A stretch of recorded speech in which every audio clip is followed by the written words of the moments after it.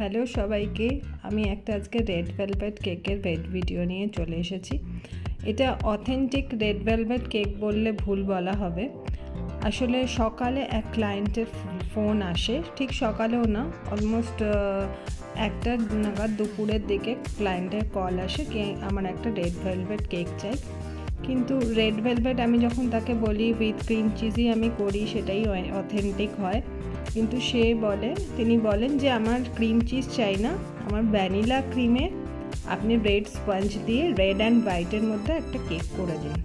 তো আমি বললাম ঠিক আছে, টাইমও কম, আমি ডিজাইনও কিভাবে সিলেক্ট করবো, সন্ধ্যে 8টার মধ্যে আমাকে কেকটা ডেলিভারি দিতে হবে। আর উনি যখন ফোন করেছেন তখন আমি অলরেডি বাইরে আছি, অলরেডি অনেকটাই টাইম চলে গেছিলো, টাইম ছিল না সেভাবে ডিজাইন চুজ করার। তো আমি তাড়াতাড়ি করে বাড়িতে এসে রেড ভেলভেট স্পঞ্জ বেক করি, আর তারপরে আমি ফ্রস্টিং শুরু করি। স্পঞ্জটাকে ঠান্ডা করার জন্য আমি খানিকক্ষণ ফ্রিজে রেখে ঠান্ডা করে নিই, তারপরে আমি কেকটা করা শুরু করি।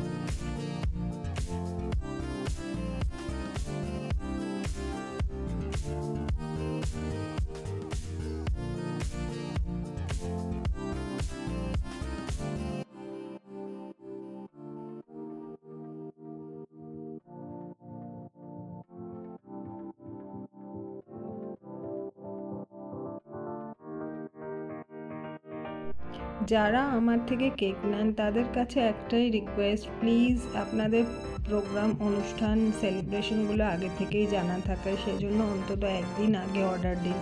নইলে আমাদের জন্য খুবই মুশকিল হয়ে যায় কয়েক ঘন্টা, 2-3 ঘন্টা, 4 ঘন্টার মধ্যে কেক ডেলিভারি করা।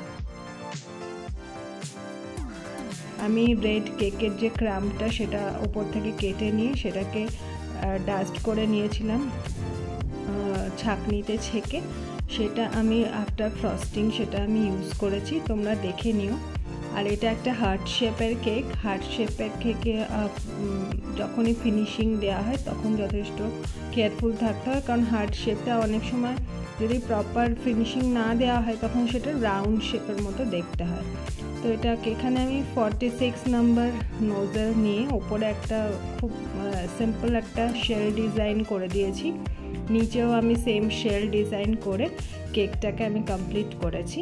তোমরা জানিও কেকটা কেমন হয়েছে। যদিও খুব সিম্পল কেক, তবুও আমার মনে হলো একবার শেয়ার করে দিই। Thank you for watching. আর যদি আমার চ্যানেলটা ভালো লাগে please subscribe and like. Thank you.